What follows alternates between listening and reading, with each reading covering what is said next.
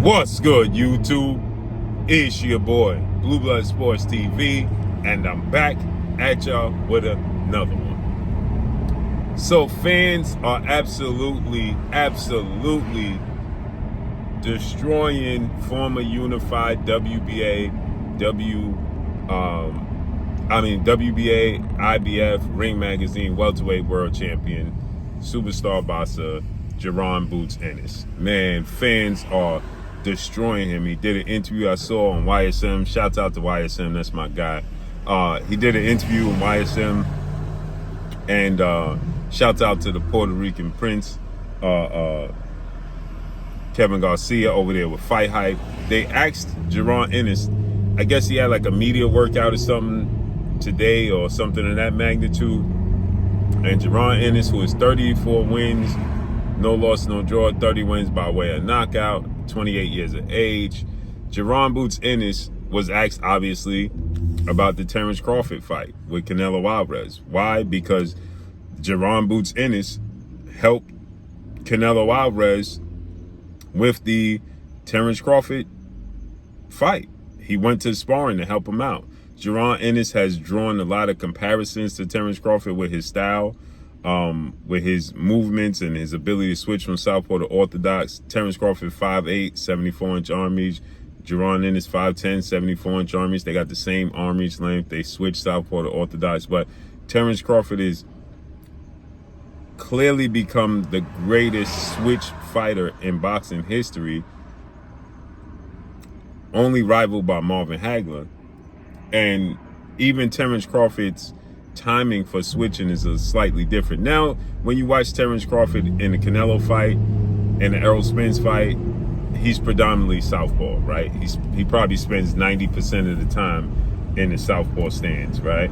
So he's predominantly a southpaw at this point in time, but as he grows in age.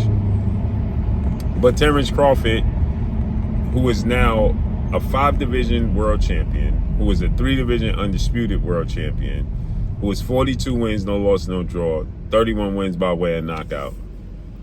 He has been linked, or should I say Jaron Ennis has been linked to Terrence Crawford and Errol Spence, but they had business to settle with one another. And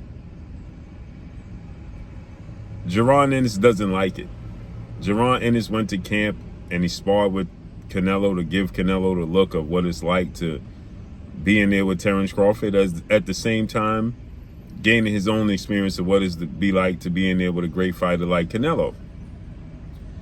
And the fans didn't approve of that at all whatsoever. They was not happy about that at all whatsoever, right?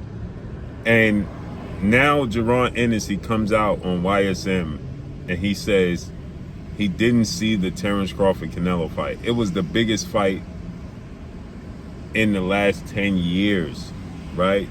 The only fight that rivaled this was Floyd and Pacquiao, right? This was and Errol Spence and Terrence Crawford was massive, but this was even bigger because what was at stake. Terrence Crawford was jumping up essentially 3 weight classes, technically 2, to become undisputed in 3 separate weight classes. Canelo's a first ballot Hall of Famer now with a record of 63 wins, 3 losses, 2 draws. But he's a 4-division champion, 2-time undisputed, and he was the reigning undisputed super middleweight. So Terrence Crawford, the rubber was going to meet the road. Was Canelo Alvarez going to have another loss, or was Canelo Alvarez going to be able to finally solve the puzzle, the style of Terrence Crawford, Floyd Mayweather, Dimitri Bivol, Arislani Lara, those styles that give him problems? Or was Terrence Crawford going to finally suffer the first loss of his career, right? So there's so much at stake. And Jaron Ennis knew, like he said, he knew that it was going to go viral when he sparred Canelo. And he says that he fell asleep on the fight and didn't watch it. He woke up and he watched the highlights. Now, to his defense, I'm going to say this. To Jaron Boots Ennis' defense, I can see that happening. And I know people like, nah, that's fake. I can see it happening. Reason being is because, for one, he's in camp because he got a fight coming up in a few weeks. For 2, on the East Coast, the fight didn't start till 1 o'clock in the morning. So imagine Jaron Ennis trained 3 times in a day. And now I'm not making up excuses. I'm just pointing out the obvious, right? Jaron Ennis works out 3 times in a day. He says he fell asleep. He didn't say he wasn't attempting to watch it. He said he fell asleep. Said he didn't want to watch it.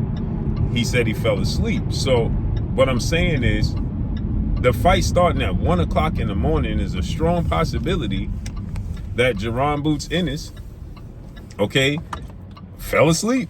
It started at 1 o'clock in the morning on the East Coast, right? That means it ended on the East Coast at 2 o'clock in the morning. For him, who working out 3 times a day, bro, his body probably gave out on him. Like, yo, he probably couldn't stay up. And he said he woke up and he watched the highlights. So he didn't say he wasn't interested. He just said he missed it, right? With that said, he says he watched the highlights. Now he was asked what he thought about it. Was he surprised that Terrence Crawford won? And he's like, it's boxing. A lot of people, see, I've interviewed Jaron Ennis many times. I've been around Jaron Ennis many times when he's sparring, when he's not sparring, when he's just in the gym. This is just his demeanor, people. People are killing him. They like, man, this dude is a hater. He hating on Terrence Crawford. You know, he wanted Terrence Crawford to lose, so on and so forth. Now, here's the thing. They've been linked to one another, and as I said, I was one that tried to orchestrate a fight and help make a fight and push for a fight with the two, and Terrence Crawford was open to making a fight. Jaron Ennis' team, Steven Espinosa, was not. That's the facts. So we can't say that Terrence Crawford ducked Jaron Ennis, because he never ducked Jaron Ennis. He was open to making a fight with Jaron Ennis, but his team, Steven Espinosa, wasn't interested, period. They wasn't interested in making a fight. And so, therefore, a fight didn't happen. And then Jaron Ennis was number 1 in the WBO rankings, but he chose to go the IBF route, where Errol Spence was there, and Errol Spence had 3 belts, which I completely understand, because Errol Spence had the IBF, the WBA, and the WBC. 3 belts, unified champions, and Steven Espinosa and Showtime and Al Heyman, PBC, and they all had a relationship. So I get that as well. But you can't say Terrence Crawford was ducking. That's what we can't do. You can't say Terrence Crawford was ducking Jaron Ennis, because that's simply not the truth. You can't say Terrence Crawford is afraid of him, because that's simply not the truth. The time rolled around, the possibility, and Jaron Ennis' team didn't take the fight. But they are absolutely slaughtering him. You go to the comment section, they are slaughtering Jaron Boots Ennis in the chat. Nothing positive. Nothing positive on YSMs, on Fight Hypes, nothing. They are slaughtering Jaron Ennis. Why? Because he's fighting another guy that nobody's ever heard of. It's Usima Lima. And there's big fights and big names and other opportunities that people want to see him do, and he's just not doing it. Jaron Ennis has to walk through Usima Lima. This can't be close. And he got to fight the names that are recognizable for the people, and